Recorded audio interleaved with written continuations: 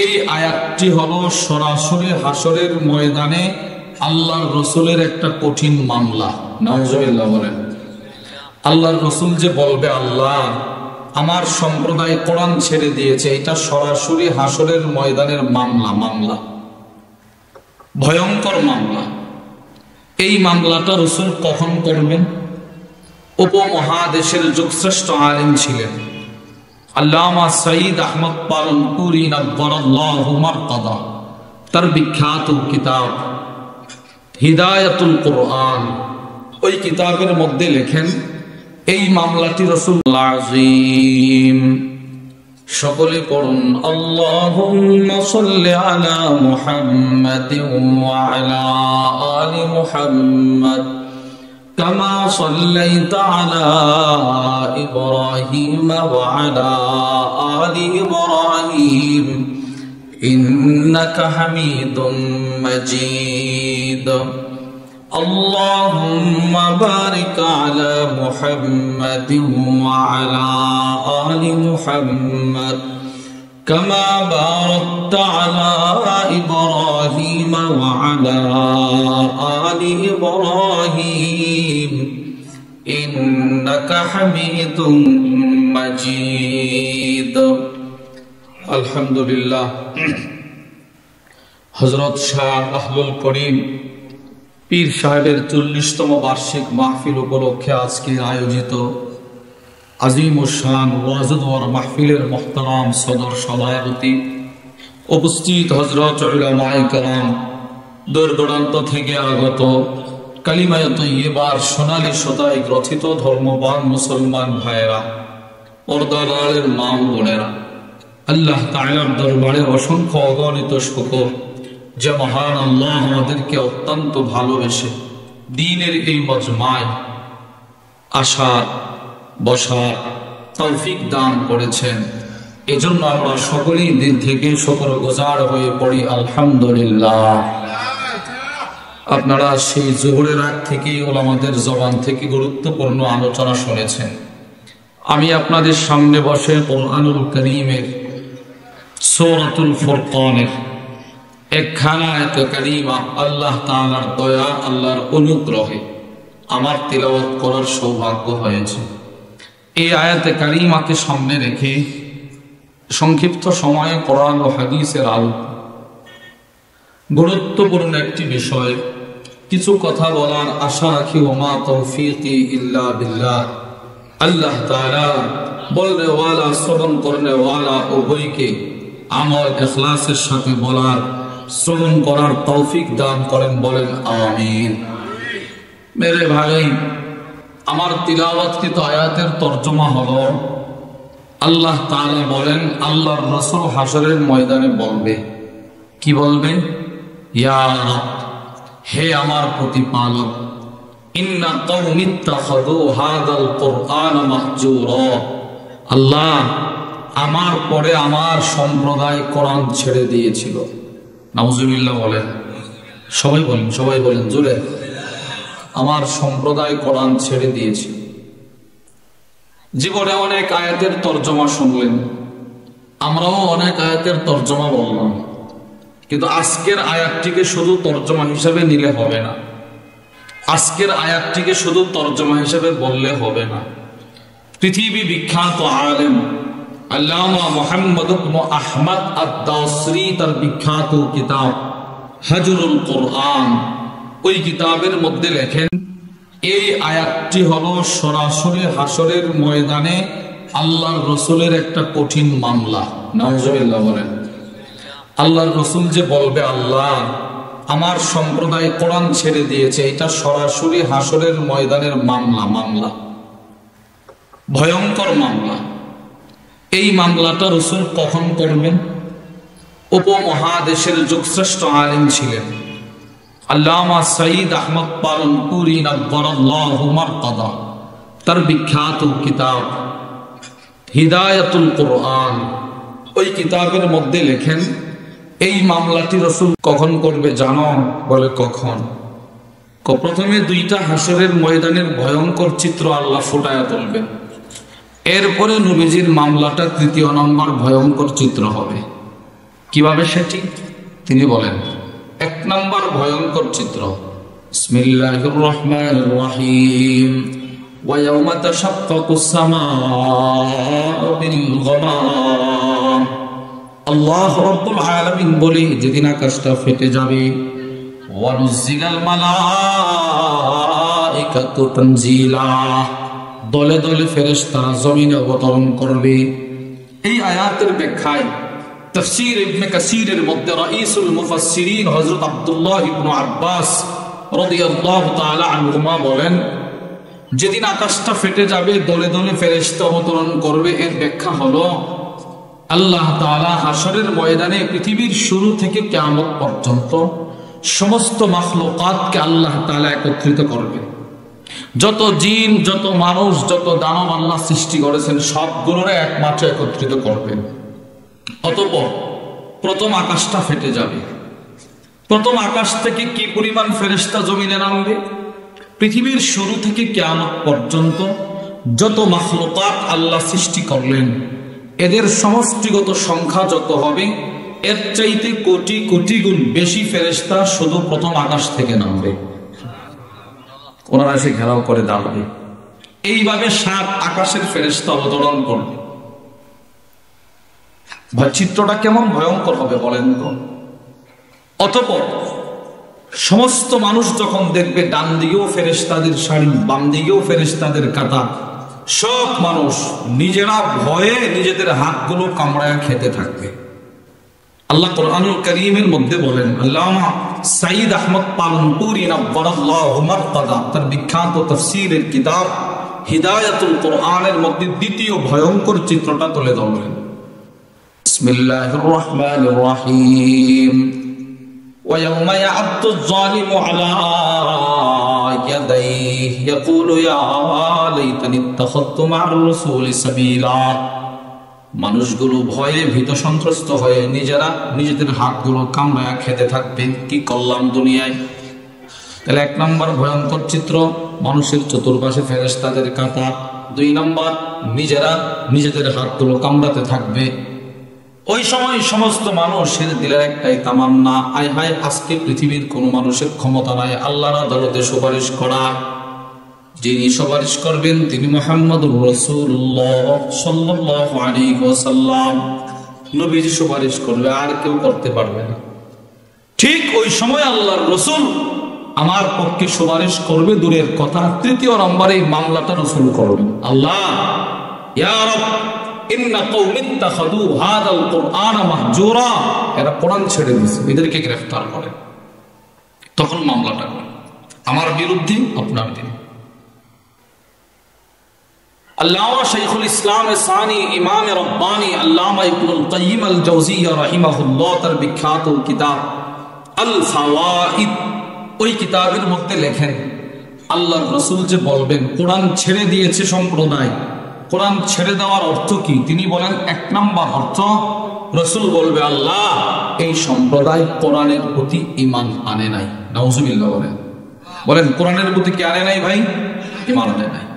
অথচ কোরআনের প্রতি ঈমান আনা আবশ্যক, ফরজ। আল্লাহ কোরআনের বিভিন্ন আয়াতে বলছেন, বিসমিল্লাহির রহমানির রহিম, ওয়া আমিনু বিমা আনজালতু মুসাদ্দিকাল লিমা মাআকুম। আল্লাহ রাব্বুল আলামিন বলে, যেই কিতাব আমি তোমাদের কাছে নাজিল করেছি ওই কিতাবের প্রতি তোমরা ঈমান আনো। সুবহানাল্লাহ বলেন। এই কোরআনের প্রতি তোমরা কি আনো? ঈমান আনো। আল্লাহ আদেশ করছে, আদেশ, ঈমান আনো। আল্লাহ আরো সহজ করে অফার দিয়ে দিয়ে আমাদেরকে বলতেছেন। সূরাতুল আনআমে আল্লাহ বলে, বিসমিল্লাহির রহমানির রহিম, ওয়া হাযা কিতাবুন আনজালনাহ, ইহা এমন এক কিতাব যেটা আমি আল্লাহ নাজিল করেছি, মুবারক, বড় বরকতপূর্ণ কিতাব কোরআন। সুবহানাল্লাহ বলেন। বলেন, কোরআন বরকতপূর্ণ। কোরআন কি ভাই? বরকতপূর্ণ। এই আয়াতের ব্যাখ্যায় ফকিহ আবুল লাইস আস-সামারকান্দি রাহিমাহুল্লাহ তার বিখ্যাত তাফসীরের কিতাব তাফসীর আস-সামারকান্দির মধ্যে লেখেন, আল কুরআন ফীহি বারাকা।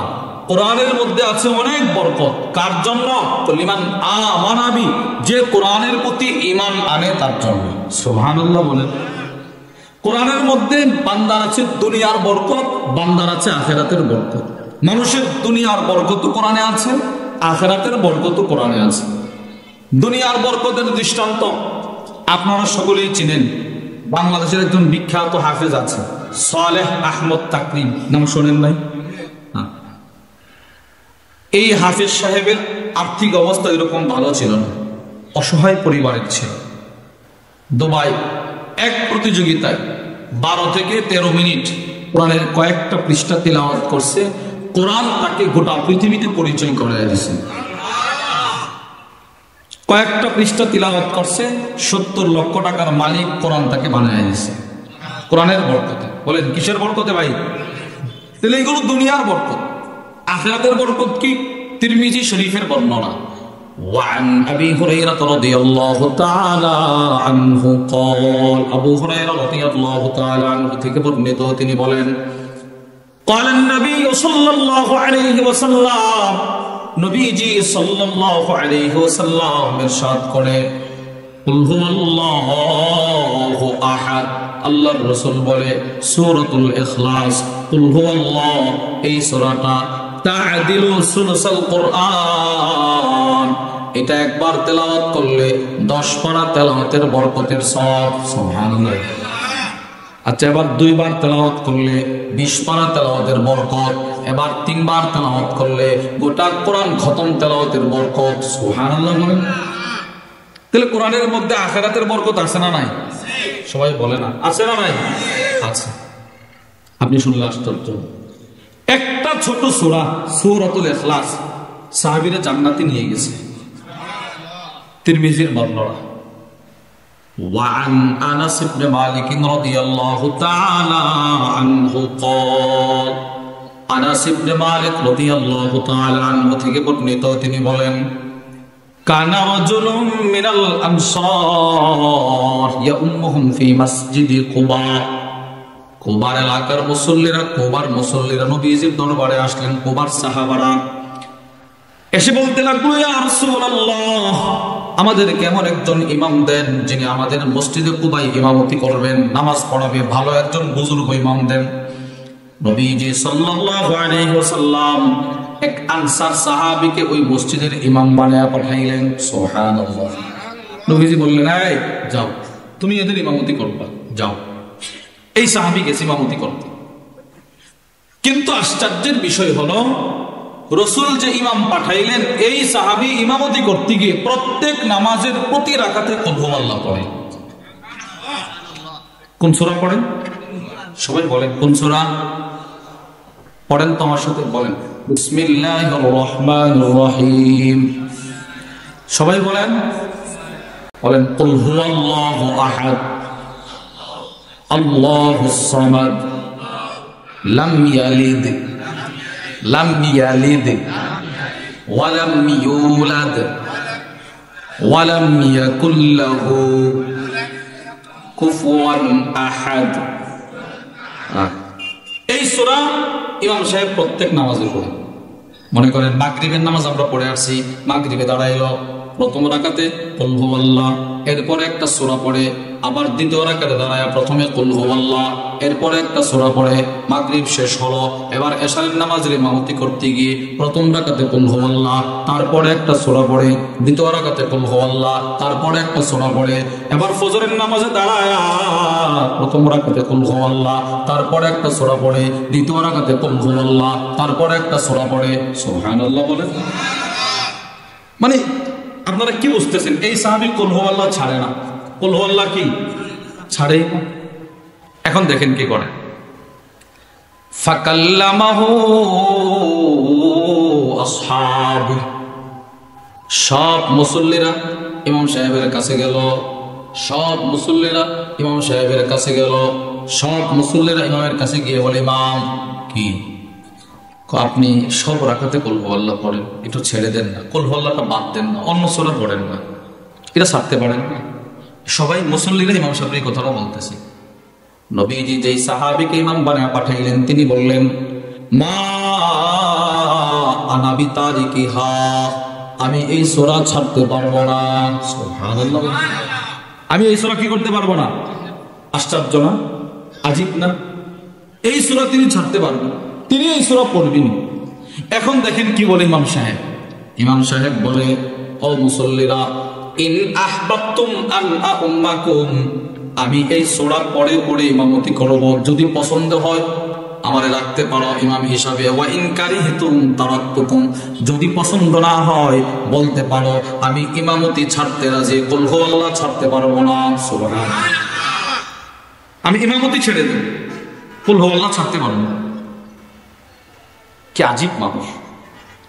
কিন্তু মসজিদে কুবার সমস্ত মুসল্লিরা এই বিষয়ে একমত, আন্নাহু মিন আফদালিহিম, এই ইমাম সাহেব কুবার সবচেয়ে বড় বুজুর্গ। ওয়াকারিহু আইয়া উম্মাহুম গায়রু, তিনি ছাড়া অন্য কেউ ইমামতি করো, এটা কেউ চায় না। ইমামতি তিনি করো, কিন্তু কুল হুয়াল্লাহটা ছেড়ে দেন, ইনি কুল হুয়াল্লাহ ছেড়ে দেন। ফালাম্মা আতাহুন নবী সাল্লাল্লাহু আলাইহি ওয়াসাল্লাম, কয়েকদিন পরে আল্লাহর রাসূল এই মসজিদে আসলেন। নবীজি এই মসজিদে আসলেন, সব মুসল্লিরা নবীজির দরবারে গেল, গিয়ে বলতে লাগলো, ইয়া রাসূলুল্লাহ, ইমাম যে একজন দিলেন বড় ভালো মানুষ, বড় বুজুর্গ মানুষ, কিন্তু সমস্যা একটা। কি সমস্যা?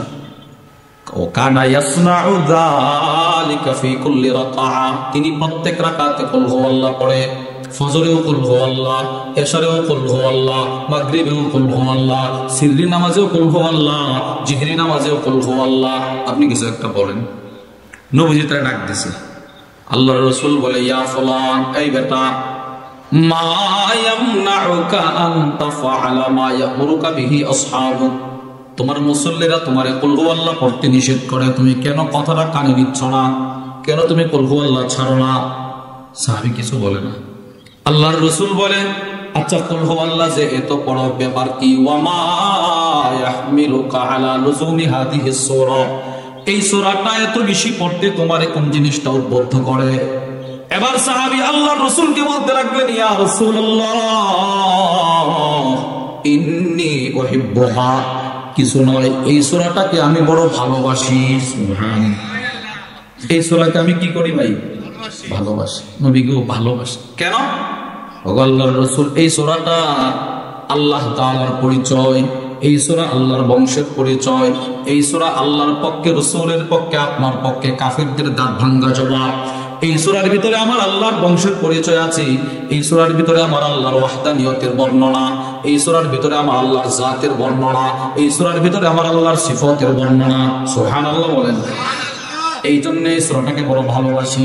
এবার রাসূল দেখেন কি বলে, আল্লাহর রাসূল বলে, হুব্বুকা ইয়াহা আদখালাকাল জান্নাহ, যা আমি রাসূল বলে দিলাম, এই সূরার ভালোবাসা তোকে আল্লাহর জান্নাতে ঢোকায়া দিছে। সুবহানাল্লাহ। তাহলে কোরআনের আখিরাতের বরকত আছে না নাই? বলেন, কোরআনে বরকত আছে না নাই? যেই জিনিসটার বরকত যত বেশি, যেই জিনিসটা যত বেশি দামি, ওই জিনিসটা ছেড়ে দিলে শাস্তিও তত বেশি। শাস্তিও কি বেশি ভয়ঙ্কর। আল্লাহ রাব্বুল আলামিন সূরাতুত তাহার মধ্যে বলে, ওয়ামান আ'রাদা আন যিকরি ফাইন্না লাহু মাঈশাতান দানকা। আল্লাহ রাব্বুল আলামিন বলে, যারা আমি আল্লাহর কোরআন থেকে বিমুখ হয়ে যাবে, যারা আমি আল্লাহর দ্বীন থেকে বিমুখ হয়ে যাবে, যারা কোরআন থেকে দূরে সরে যাবে, ফাইন্না লাহু মাঈশাতান দানকা। এই আয়াতের ব্যাখ্যায় সুফিয়ান সাউরি বলে, তার দুনিয়াও বরবাদ, আখিরাতও বরবাদ, দুনিয়াও বরবাদ, আখিরাতও বরবাদ। বলেন তো দুনিয়া কি? বুঝেন না কথা? দুনিয়া কি? বরবাদ, ধ্বংস, আখিরাতও বরবাদ। শুধুই মাত্র যদি দুনিয়া বরবাদ হতো এত কষ্ট ছিল না। আখিরাত বরবাদ হয়ে গেলে সব শেষ, সব শেষ। আখিরাত বরবাদ হওয়ার প্রথম অর্থ হলো, যারা কোরআন ছেড়ে দিবে, যারা কোরআন ছাড়া অবস্থায় মৃত্যুবরণ করবে, তার লাশ যখন কবরে নামানো হবে, কবরের দুই পাশের মাটি তাকে এমন জোরে চাপ দিবে, তার এক পাজরের হাড় আরেক পাজরের ভিতরে, হাত্তা তাখতালিফা আদলাউ, এক পাজরের হাড় আরেক পাজরের ভিতরে ঢুকায় দিবে। নাউযুবিল্লাহ। আপনি বলেন, পৃথিবীর কোন মানুষটার এমন ক্ষমতা আছে, শক্তি আছে যে সে এই কবরের চাপটা সহ্য করবে? বলেন আপনি। আছে কারো ক্ষমতা? যারা কোরআন ছেড়ে দিবে এদেরকে কবর চাপ দিবে। তবে হ্যাঁ, কোরআন যারা ছেড়ে দিবে এদেরকেও কবর চাপ দিবে, আবার যারা কোরআনওয়ালা এদেরকেও কবর চাপ দিবে। বলুন হুজুর, কোরআনওয়ালাকেও কবর চাপ দিবে? নিশ্চিত আপনাদের ভিতরে একটা খটকা সৃষ্টি হয়েছে, এটার নিরসন আমরা পরে করব। আগে কোরআনওয়ালাকেও যে কবর চাপ দিবে এটা শোনেন। ইরওয়াউল গালিল ফি তাখরিজ আহাদিস মানারিস সাবিল, একটা কিতাব আছে, ওই কিতাবের মধ্যে হাদিস আছে। وعن جابر بن عبد الله رضي الله تعالى عنهما قال, হযরত জাবির ইবনে আব্দুল্লাহ রাদিয়াল্লাহু তাআলা আনহুমা থেকে বর্ণিত, তিনি বলেন, خرجنا مع رسول الله صلى الله عليه وسلم يوما الى سعد بن معاذ حين توفي, নবীজি সাল্লাল্লাহু আলাইহি ওয়াসাল্লামের এক সাহাবী নাম তার সাদ ইবনে মুআজ, তিনি ইন্তেকাল করলেন। হযরত জাবির ইবনে আব্দুল্লাহ বলেন, আমরা নবীজির সাথে ওই সাহাবীর বাড়িতে গেলাম, তার জানাজা পড়ব, তার লাশ দাফন করব। পৃথিবীর ইতিহাসে এমন একজন সাহাবী, নাসাই শরীফের বর্ণনা, আব্দুল্লাহ ইবনে উমর থেকে বর্ণিত, আল্লাহর রাসূল বলেন, সাদ ইবনে মুআজ যেদিন ইন্তেকাল করলেন ওই দিন আরশটা আনন্দে কেঁপে উঠেছিল। সুবহানাল্লাহ, তিনি যেদিন মারা গেছে আল্লাহর আরশ কেঁপে উঠছে। 2 নম্বর, ইনি পৃথিবীর ইতিহাসে এমন একজন সাহাবী যার জানাজায় শাহিদাহু ৭০,০০০ মিনাল মালাইকা, ৭০,০০০ ফেরেশতা যার জানাজায় আগমন করছেন। 3 নম্বর, ইনি এমন একজন সাহাবী আল্লামা শামসুদ্দিন আবুল খায়ের মুহাম্মদ ইবনে আব্দুর রহমান আস-সাখাভী রাহিমাহুল্লাহ তার বিখ্যাত কিতাব আত-তুহফাতুল লাতীফা ফি তারিখিল মদিনাতিশ শরীফা, ওই কিতাবের মধ্যে নিয়ে আসছে রাসূলুল্লাহ সাল্লাল্লাহু আলাইহি সাল্লামের সাহাবারা সাদ ইবনে মুআজের লাশের খাটিয়াটা কাঁধে নিয়ে হাঁটতেছে। যারা ওনার লাশের খাটিয়া কাঁধে নিছে একজন আরেকজনকে বলে, কিরে সাদের লাশটা এত হালকা কেন? বুঝতেছি না তো, বোঝাই যাচ্ছে না খাটিয়াতে লাশ আছে না। রাসূলুল্লাহ সাল্লাল্লাহু আলাইহি সাল্লাম পিছন থেকে মুস্কি মুস্কি হাসে আর বলে, ইন্নাল মালাইকাতা হামালাতহু, তোমরা সাদের লাশের ভার বুঝবা কেমনে? জিবরিল আমাকে বলে দিয়েছে সাদের লাশের খাটিয়া শত শত ফেরেশতারা কাঁধে নিয়ে হাঁটতেছে। 4 নম্বর, আল্লামা শামসুদ্দিন আহমদ ইবনে মুহাম্মদ উসমান আদ-দাহাবী, ইমাম দাহাবী রাহিমাহুল্লাহ তার বিখ্যাত কিতাব সিয়ারু আ'লামিন নুবালার মধ্যে নিয়ে আসছেন, সাদ ইবনে মুআজের ইন্তেকালের পর ওনার কবর যারা খনন করতে গিয়েছিল জান্নাতুল বাকিতে, আবু সাঈদ আল খুদরি বলে, কুনতু মিম্মান হাফারা লি সা'দিন কবরহু বিল বাকি, সাদ ইবনে মুআজের কবর যারা খনন করেছিল এদের একজন ছিলাম আমি, আবু সাঈদ খুদরি। সুবহানাল্লাহ, আল্লাহর কসম, ওয়া কানা ইয়াফুহু আলাইনা আল-মিস কুল্লামা হাফারনা, যখনই তার কবর খনন করার জন্য আমরা মাটিতে আঘাত করতাম তখনই তার কবরের মাটি থেকে জান্নাতের সুঘ্রাণ পাইতাম। বলেন সাহাবীর দাম কম না বেশি? এই সাহাবীর দাম কেমন বলেন? অনেক বেশি। এবার দেখেন, উনি মারা গেছে, এই সাহাবী মৃত্যুর পর রাসূলুল্লাহ সাল্লাল্লাহু আলাইহি সাল্লাম সাহাবাদের এক জামাত নিয়ে তার বাড়িতে গেছে। ফালাম্মা সাল্লা আলাইহি রাসূলুল্লাহ সাল্লাল্লাহু আলাইহি ওয়াসাল্লাম, হযরত জাবির বলেন, নবীজি নিজে তার জানাজার নামাজের ইমামতি করলেন। সুবহানাল্লাহ, রাসূল নিজে এই সাহাবীর জানাজার ইমামতি করছেন। ওয়াউদিআ ফি কবরি, আল্লাহর রাসূল নিজের হাতে তার লাশটা কবরে নামাইলেন। ওয়াসুফি আলাই, রাসূল সাহাবারা নিজের হাতে তার কবরটা সমাপ্ত করলেন, কবর দাফন কাফন সমাপ্ত করলেন। আশ্চর্যের বিষয় হলো এই সাহাবীর লাশ কবরে রাখার পর, দাফন করার পর, ফাসাব্বাহা রাসূলুল্লাহ সাল্লাল্লাহু আলাইহি ওয়াসাল্লাম ফাসাব্বাহনা তাওয়িলা, সাহাবারা বললেন, সাহাবীর লাশটা দাফন করার পর আমরা তাকায় দেখি আল্লাহর রাসূল তার কবরের সামনে জোরে জোরে পড়তে লাগলেন, সুবহানাল্লাহ সুবহানাল্লাহ সুবহানাল্লাহ সুবহানাল্লাহ। আল্লাহর রাসূল জোরে জোরে তাসবিহগুলো পড়তে লাগলেন। সাহাবারা বললেন, আমরা ওই তাসবিহগুলো পড়তে লাগলাম। সুম্মা কাব্বারা রাসূলুল্লাহ, অতঃপর নবীজি জোরে জোরে আল্লাহু আকবার পড়তে লাগলেন। ফাকাব্বারনা তাওয়িলা, আমরাও জোরে জোরে তাকবীর পড়তে লাগলাম। সুবহানাল্লাহ বলেন। নবীজি সুবহানাল্লাহ জোরে জোরে পড়তেছেন, সাহাবারাও জোরে জোরে পড়তেছেন। রাসূল আল্লাহু আকবার জোরে জোরে পড়তেছেন, সাহাবারাও পড়তেছেন। এক সাহাবী রাসূলকে প্রশ্ন করে বলছে, ওয়াকিলা ইয়া রাসূলুল্লাহ, ওগো আল্লাহর রাসূল, জীবনে আপনার সাথে কত সাহাবীর কবর দিলাম, কবর সমাপ্ত করলাম, কারো কবরের সামনে দাঁড়ায় আপনি এত জোরে তাসবিহ পড়েন নাই, কোন সাহাবীর কবরের সামনে দাঁড়ায় এত জোরে তাকবীর পড়েন নাই। লিমা সাব্বাহতা সুম্মা কাব্বারতা ইয়া রাসূলুল্লাহ, ওগো আল্লাহর রাসূল, আজকে কেন এত জোরে জোরে তাসবিহ পড়লেন, আজকে কেন এত জোরে জোরে তাকবীর পড়লেন? আল্লাহর রাসূল বলে, সাহাবারা রে, যখন আমার সাহাদের লাশটা আমি কবরে নামাইলাম, যখন তার কবর সমাপ্ত করলাম, যখন তার কবর থেকে উঠে দাঁড়াইলাম, জিবরিল এসে আমার কানে কানে বলে দিয়েছে, ও আল্লাহর রাসূল, লাকাদ তাদায়াকা আলা হাদাল আবদিস সালিহ কবরুহু, আপনার সাহাবীর কবরের দুই পাশের মাটি অনেক দূরে চলে গেছে, তাকে চাপ দেওয়ার জন্য অগ্রসর হচ্ছে, তার জন্য ইস্তেগফার পড়েন, তার জন্য তাসবিহ পড়েন। আল্লাহর রাসূল বলেন, আমি যখন জোরে জোরে তাসবিহ পড়া শুরু করে দিলাম, হাত্তা ফাররাজাহুল্লাহু আন, আল্লাহ তাসবিহর বরকতে তার কবরটা আবার প্রশস্ত করে দিয়েছে। সুবহানাল্লাহ, তাসবিহর বরকতে। তাহলে এই হাদিস থেকে আপনারা কি বুঝলেন? সাহাবীকেও কবর চাপ দিতে চাইছিল, বুঝেন নাই? সহিহুল জামের মধ্যে হাদিস আছে, আম্মা জানা আয়েশা আস-সিদ্দিকা রাদিয়াল্লাহু তাআলা আনহা থেকে বর্ণিত, তিনি বলেন, ইন্নালিল কবরি দাগতা, কবরে যে চাপটা দেওয়া হবে মুমিনকে, কোরআন যারা ছেড়ে দিবে এদেরকে তো চাপ দিবেই, মুমিনকেও যে কবর চাপ দিবে এটা নিশ্চিত। আম্মা জানা আয়েশা আস-সিদ্দিকা রাদিয়াল্লাহু তাআলা আনহা বলেন, যদি এই কবরের চাপ থেকে কেউ বাঁচতে পারতো, লানাজা মিনহা সাদ ইবনে মুআজ, সাদ ইবনে মুআজ বাঁচতো। এই সাহাবী যদি বাঁচতে পারে নাই, কোনো মুমিন বাঁচতে পারবে না। আমরা এতক্ষণ আলোচনার দ্বারা বুঝলাম মুমিনকেও কবর চাপ দিবে। বলেন, মুমিনকেও কবর কি করবে?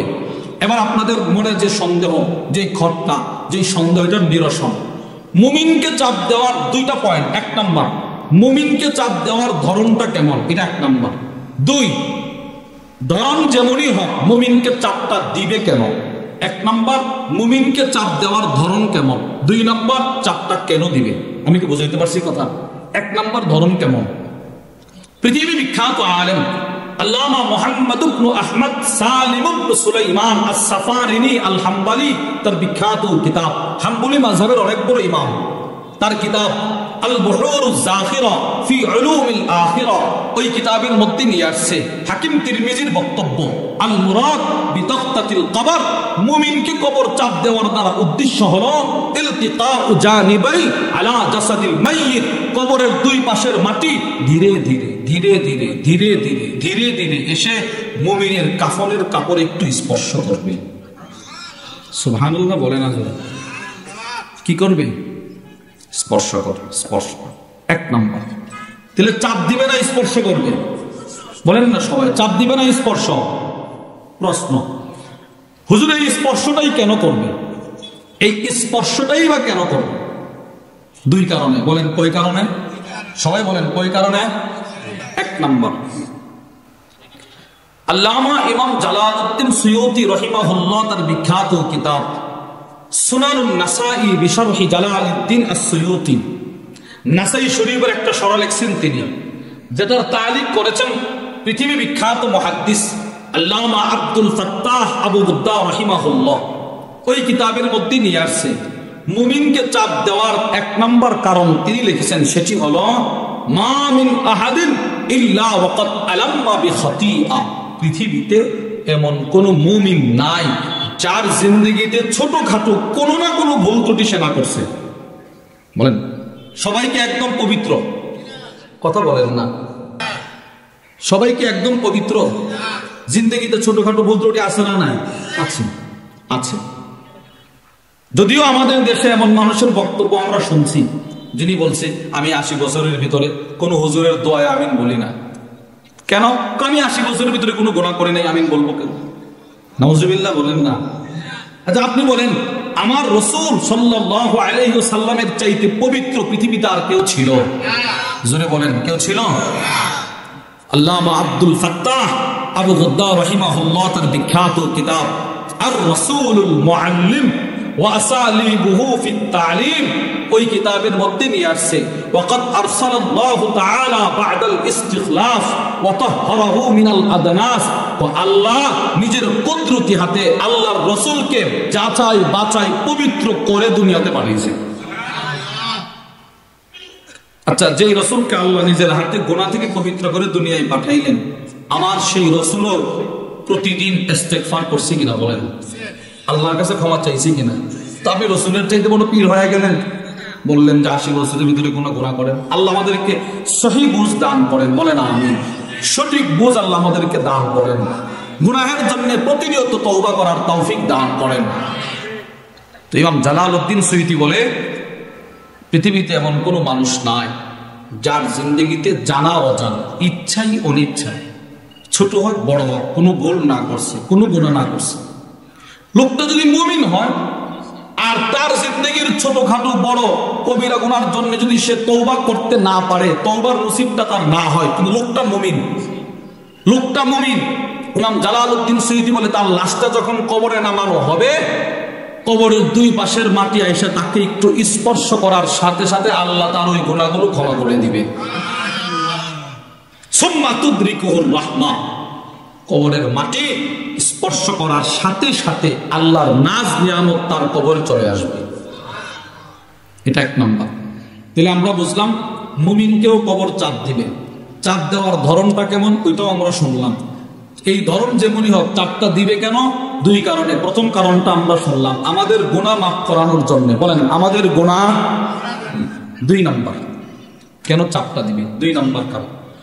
দুই নাম্বার কারণটা শোনার আগে আমাদেরকে একটা ভূমিকা বুঝলে দুই নাম্বার কারণটা বুঝতে ভালো হবে, সহজ হবে। সেটি হলো, বলেন তো আমাদের সকলকে আল্লাহ সৃষ্টি করেছেন কিসের থেকে? সবাই বলেন, আবার বলেন, মাটি থেকে। আল্লাহ কুরআনুল কারীমে সূরাত তাহার মধ্যে বলে, বিসমিল্লাহির রহমানির রহিম, মিনহা খালাকনাকুম ওয়া ফিহা নুঈদুকুম ওয়া মিনহা নুখরিজুকুম তারাতান উখরা।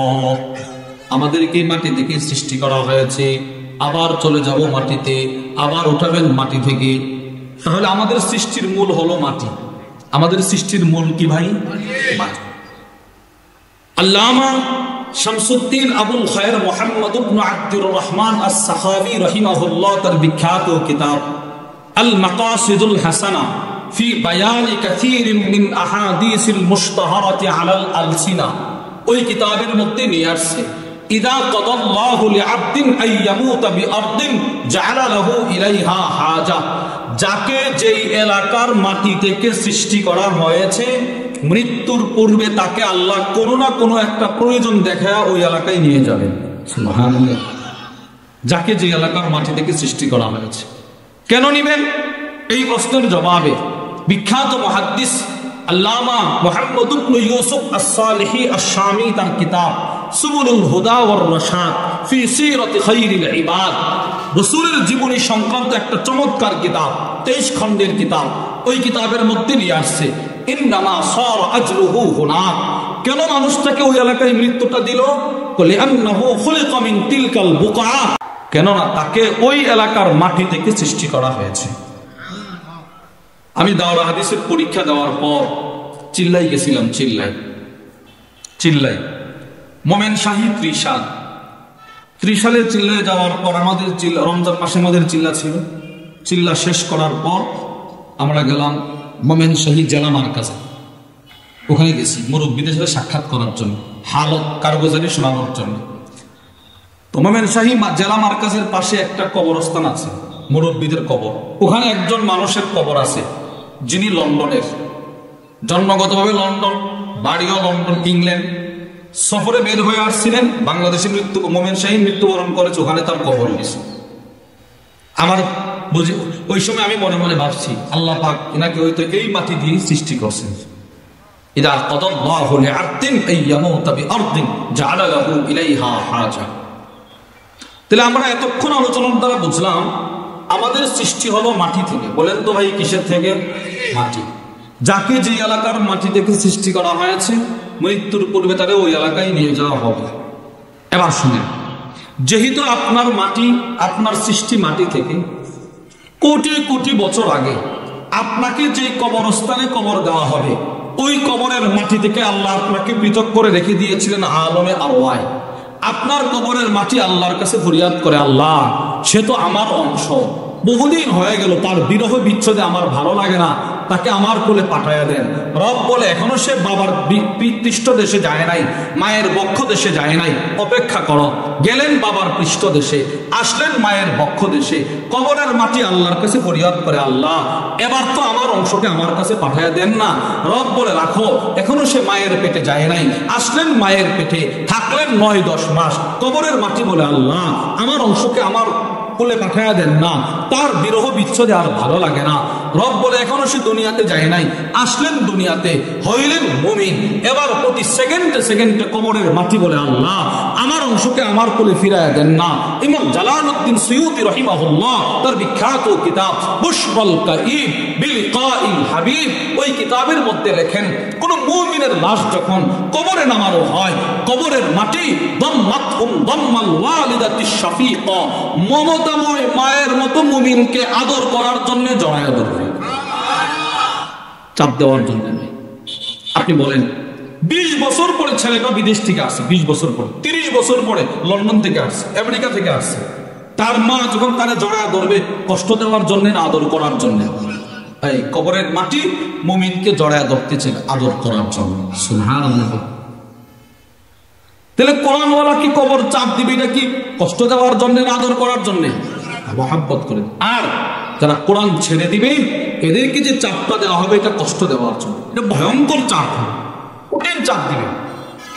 এই জন্যে আল্লাহ বলে, ওয়ামান আ'রাদা আন যিকরি ফাইন্না লাহু মাঈশাতান দানকা, যারা কোরআন ছেড়ে দিবে, যারা কোরআন থেকে দূরে সরে যাবে, যারা আমি আল্লাহর দ্বীন থেকে দূরে সরে যাবে, যারা শরীয়ত ইসলাম থেকে দূরে সরে যাবে, তার কবর বড় ভয়ঙ্কর, তার দুনিয়া বড় ভয়ঙ্কর, দুনিয়াও বরবাদ, আখিরাতও বরবাদ।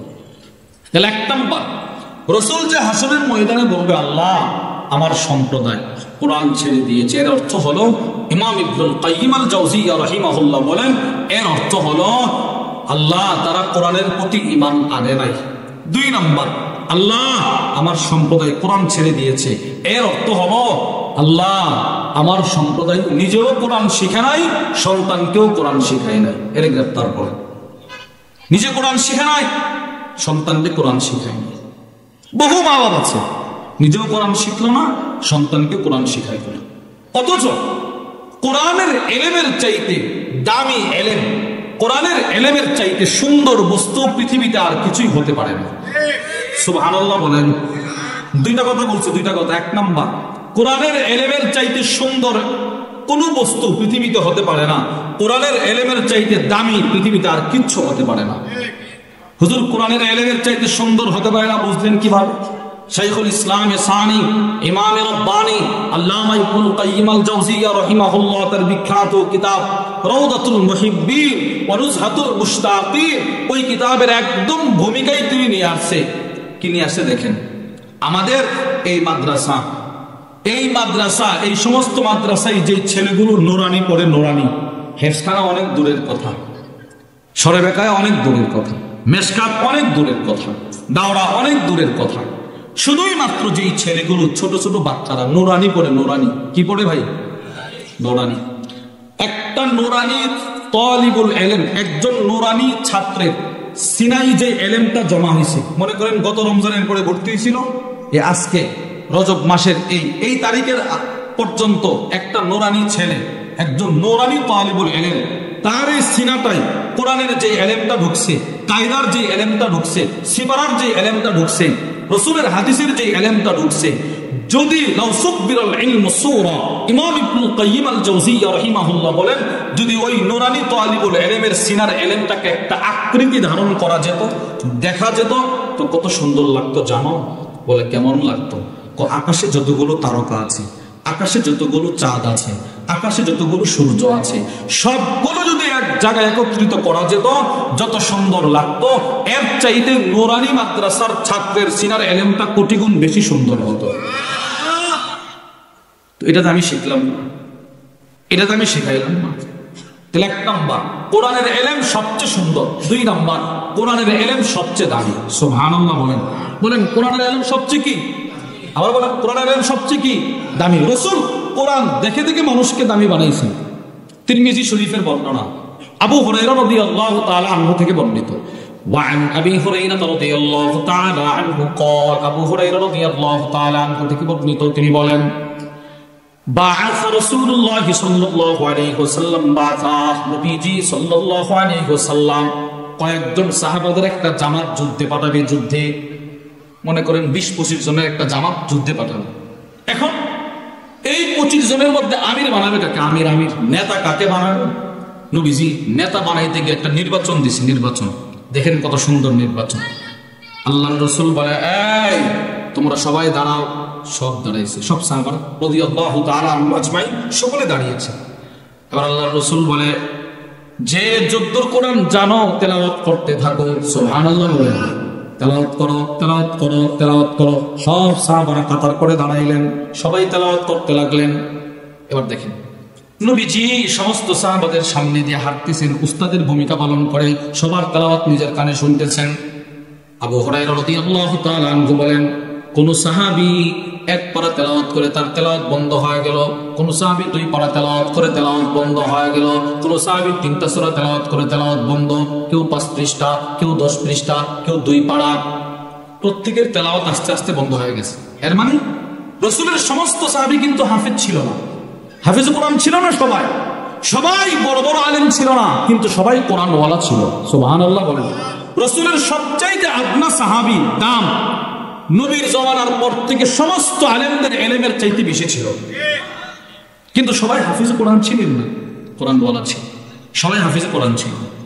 আপনি শুনলে আশ্চর্য হবেন, আল্লামা ইমাম ইবনুল কাইয়িম আল জাওজিয়্যা রাহিমাহুল্লাহ তার বিখ্যাত কিতাব ইলামুল মুওয়াক্কিঈন আন রাব্বিল আলামিন, ওই কিতাবের মধ্যে নিয়ে আসছে যে রাসূলের 1.5 লাখ সাহাবী ধরেন, 2 লাখ সাহাবী ধরেন, আর 1.5 লাখ সাহাবী ধরেন, 1.5 লাখ সাহাবাদের ভেতরে রিদওয়ানুল্লাহি তাআলা আলাইহিম আজমাইন 1.5 লাখ সাহাবীর ভিতরে সবচেয়ে বেশি ফতোয়া দিতেন, সবচেয়ে বেশি ফাকাহাত বুঝতেন কয়জন জানেন?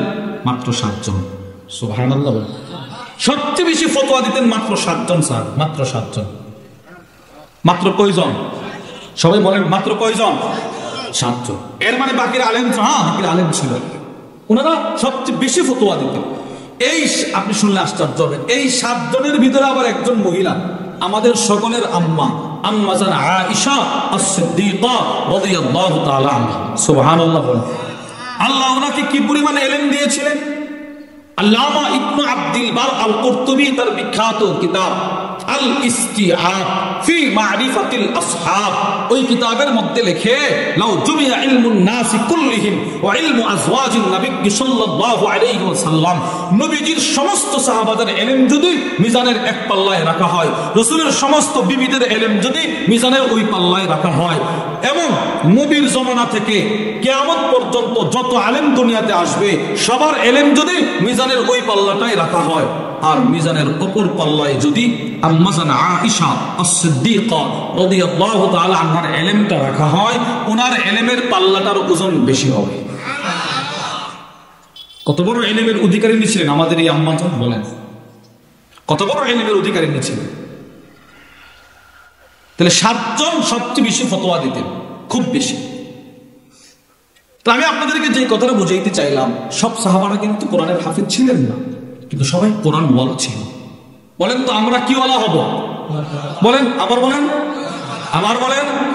তাহলে ওই যে স্লোগান ওই দিন একটা সকলে দিত যে তুমি কে আমি কে, আমরা কি বলবো? কোরআন ওয়ালা। বলেন কি? আপনি কে আমি কে? জোরে বলেন, আপনি কে আমি কে? বলেন কোরআন ওয়ালা ঈমান ওয়ালা। বলেন, আবার বলেন, আমরা কে? ঈমান ওয়ালা। তো নবীজি হাঁটতেছে, এই সবাই তেলাওয়াত করো, তেলাওয়াত করে, কেউ 2 পারা, কেউ 3 পারা, কেউ 5 পারা। আবু হুরায়রা রাদিয়াল্লাহু তাআলা আনহু বলে, তাকায় দেখি ফাআতা আলা রাজুলিন মিনহুম মিন আহতাসিহিম সিন্না, যেই সাহাবারা দাঁড়িয়ে দাঁড়িয়ে তেলাওয়াত করছিল, এদের ভিতরে সবচাইতে ছোট্ট একজন সাহাবী, বয়স একদম কম। নবীজি সাল্লাল্লাহু আলাইহি ওয়াসাল্লাম একটা দৌড় দিয়া ওই ছোট্ট সাহাবীর সামনে চলে আসলেন। সুবহানাল্লাহ। মুরব্বিদেরকে রাইখা নবীজি ওই ছোট সাহাবীর কাছে গেছে। কেন গেছে? সবার তেলাওয়াত শেষ, এই ছোট্ট সাহাবীর তেলাওয়াত শেষ হয় না। অনর্গল কোরআন তেলাওয়াত করতেছে। যারা দাঁড়ায় তেলাওয়াত করছে এদের ভিতরে সবচেয়ে কম বয়স এই সাহাবী। আল্লাহ রাসূল তার কাছে এসে বলল, মা মাকা ইয়া ফুলান, এই বেটা সবাই তেলাওয়াত বন্ধ করে দিল, তুমি যে এখনো তেলাওয়াত বন্ধ করলা না? তুমি কোরআন কদ্দুর মুখস্থ জানো, কদ্দুর মুখস্থ করছো? ছোট্ট সাহাবীটা রাসূলকে বলে, মাই কাদা ও কাদা, ও আল্লাহর রাসূল আমার কোরআনের ওই সূরাটা ওই পারাটা আমার মুখস্থ। সুবহানাল্লাহ। ও আল্লাহর রাসূল সবচেয়ে বড় ভাগ্যের বিষয় হলো সূরাতুল বাকারা, আমি সূরা বাকারাটাও মুখস্থ করে ফেলেছি। কোরআনের সবচেয়ে বড় সূরাটা আমার মুখস্থ, কোরআনের সবচেয়ে বড় সূরাটা আমার মুখস্থ। আল্লাহর রাসূল আশ্চর্য হলেন, নবী বলেন, আমাকে সূরাতুল বাকারা, তুমি সূরা বাকারা মুখস্থ জানো? জি জি আলহামদুলিল্লাহ, আমি সূরা বাকারা মুখস্থ জানি। এবার আল্লাহ রাসূল কি বলে দেখেন, আল্লাহর রাসূল বলে, ইযহাব ফা আনতা আমিরুহুম, যাও, আজকে আমি রাসূল কোরআনের ইলমের বরকতে মুরব্বিদের আমির তোমাকে বানায়া দিলাম। সুবহানাল্লাহ। যাও, তোমাকে মুরব্বিদের আমির বানায়া দিলাম, তোমাকে মুরব্বিদের আমির বানায়া দিছি, যাও। এই হাদিসটা এনে আরবের বিখ্যাত লেখক আদ-দক্তর আয়েদ আল-কারনি, ওর একটা কিতাব আছে, ইহফাজিল্লাহ ইয়াহফাজকা, তুমি আল্লাহর বিধান হেফাজত করো, আল্লাহ তোমাকে হেফাজত করবে। এই কিতাবের মধ্যে নিয়ে আসছে কয়েক সাহাবীকে সূরাতুল বাকারা নেতা বানায় দিয়েছে, নেতা, মুরব্বিদের আমির বানায় দিয়েছে, মুরব্বিদের নেতা বানিয়ে। তাহলে আমরা এই কথাটা তো বুঝতে পারলাম, কোরআনের ইলমের চাইতে সুন্দর আর কিছু হতে পারে? বলেন, আর কিছু হতে পারে না। কোরআনের ইলমের চাইতে দামি আর কিছু হতে পারে না। এজন্য আল্লামা ইমাম ইবনুল কাইয়্যিম আল-জাওজিয়্যা রাহিমাহুল্লাহ তার বিখ্যাত কিতাব মিফতাহু দারিস সাআদা ওয়া মানশুরু বিলায়াতিল ইলমি ওয়াল ইরাদা, ওই কিতাবের মধ্যে নিয়ে আসছে কোরআনের ইলমটা এত দামি কেন জানো? কোরআনের ইলম কেন দামি? মিরাসুল ইলম মিরাসুল আম্বিয়া, মিরাসুল ইলম খায়রুম মিন মিরাসিজ যাহাব। কোরআনের ইলম, হাদিসের ইলমটা স্বর্ণরূপার খনিজ দ্রব্যের চাইতেও দামি। সুবহানাল্লাহ বলেন। কেন? ইন্নাল ইলম মিরাসুল আম্বিয়া, ইলম হচ্ছে রাসূলদের, নবীদের রেখে যাওয়া সম্পদ। সুবহানাল্লাহ। তাহলে আমাদের এই মাদ্রাসায় যে ইলম শেখানো হয় এটা কে রেখে গেছেন? নবীজি। বলেন কে? রাসূলের রেখে যাওয়া সম্পদ। এই সম্পদ আপনি অর্জন করবেন, এই সম্পদ আমি অর্জন করব। নিজেরা এই সম্পদ অর্জন করার মেহনত করা, নিজেরা এই সম্পদ অর্জন করার চেষ্টা করা। বলেন ইনশাআল্লাহ, যেটা বলেন ইনশাআল্লাহ। তাহলে এই কোরআনের ইলম আমরা শিখবো তো ইনশাআল্লাহ, নিজে শিখবো, নিজের সন্তানকে শিখাবো, কোরআন অনুযায়ী জীবন গঠন করার চেষ্টা করব। সামনে রমাদানুল মুবারক, কোরআন নাজিলের মাস, এখন থেকেই প্রস্তুতি নেওয়া, এখন থেকেই প্রস্তুতি নিতে, হুজুর আসছেন, এখন থেকেই প্রস্তুতি নেওয়া যেন আমার পুরাটা রমজান কোরআন তিলাওয়াতের মাধ্যমে, তাসবিহাতের মাধ্যমে অতিবাহিত হয়। আল্লাহ আমাদের সকলকে যে কথাগুলো বললাম সেই কথাগুলোর উপর আমাকে আপনাকে সকলকে আমল করার তৌফিক দান করেন, আমিন। যারা এখানে দাঁড়ায়